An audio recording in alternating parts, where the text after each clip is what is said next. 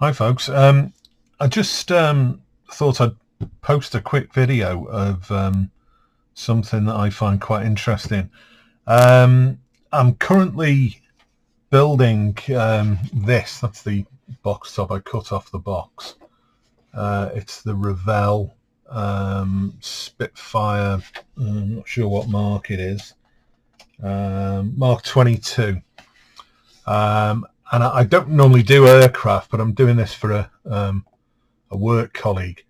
And it turns out when I sort of opened the box, I mean, although it's presented as quite a new kit, it's actually the fairly ancient matchbox kit, 1/32 scale matchbox kit from probably the mid 70s, I think. You know, I mean, it's not about kit as kits go. It's not up to today's standards, but for what he wants, which is a kind of a model, he's actually going to hang it above his bar at home. It's not a bad sort of representation of a Spitfire. Bit of internal detail, stuff like that.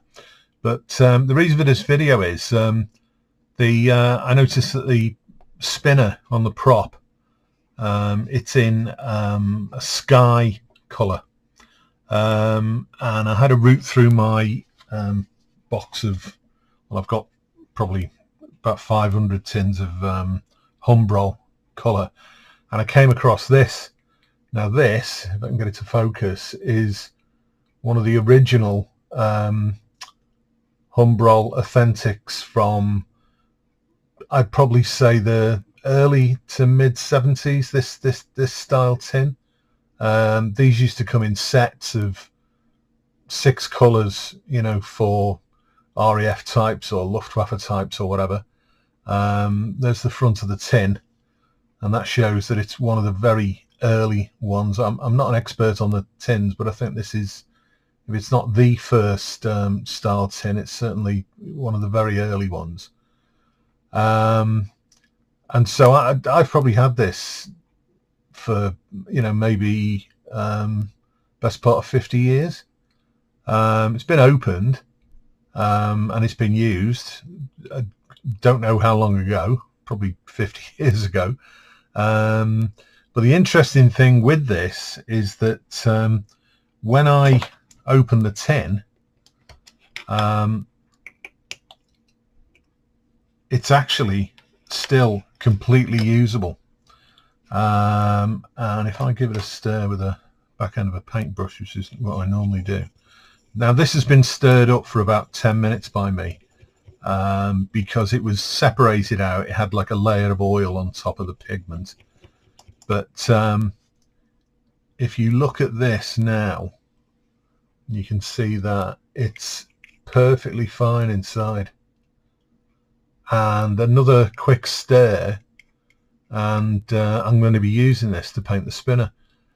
And what's amazing about it is that the quality of these paints back in the 70s was so good that it's still good today. You know, the ingredients. Now, I'm not sure whether some of these ingredients are now not allowed, you know, with sort of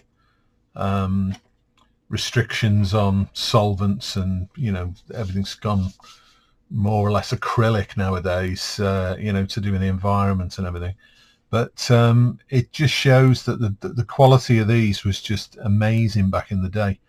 And it's just such a shame that Humbrol paints as a whole, I mean, this is a more recent tin that I picked up for another job. It was just a colour I didn't happen to have. It's okay. I mean, the quality of it's okay, but it's nowhere near the quality of what they used to be. And I remember that they used to be able to buy, you could buy these individually, but then they used to have them in individual sets, you know, for all the different types of aircraft.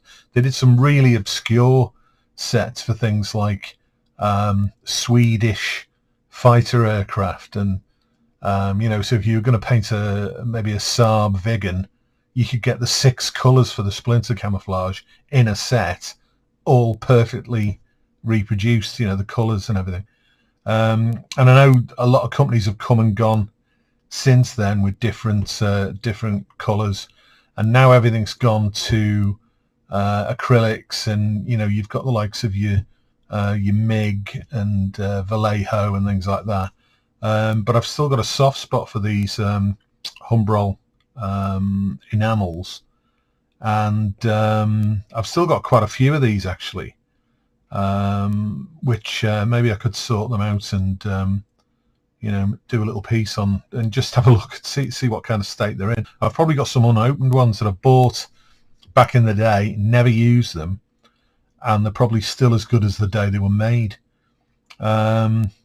So it's a shame that Humbrol sort of went the way they did. I must admit that their paints have improved of late. They went through a period about probably about 7 or 8 years ago where a lot of the stuff was being produced in China, and there was no quality control. And I've got a couple of tins like that. I've got a matte black that takes about 3 or 4 days to dry. It just doesn't go off at all, and then all of a sudden it just goes off. Whereas most matte blacks should be touch dry within 20 minutes or so. It takes days and days to dry. I've had others where they've just literally looked like thinner with some black pigment in, and it's just might as well go in the bin. And unfortunately, Humbrol don't have the best customer service. When you do contact them with a complaint, they kind of put the onus on you and say, well, maybe you didn't stir it right, or maybe you didn't use it right, or whatever. And they don't seem particularly interested in supporting the customers.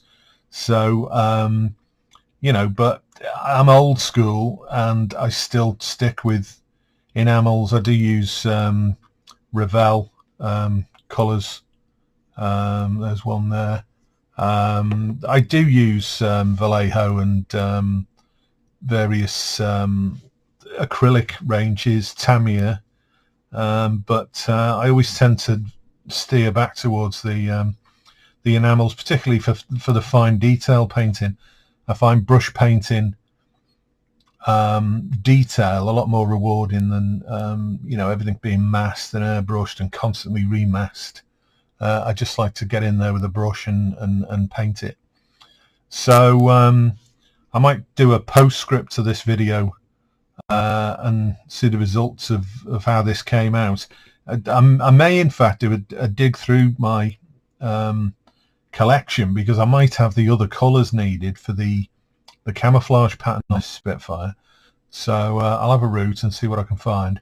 But I'd be interested to see if anyone else has got any comments about the old Authentic range. Probably most modern modelers have either never heard of them, or they've never come across them, or they wouldn't even consider using them. But we'll see how this one comes out. So thanks for watching.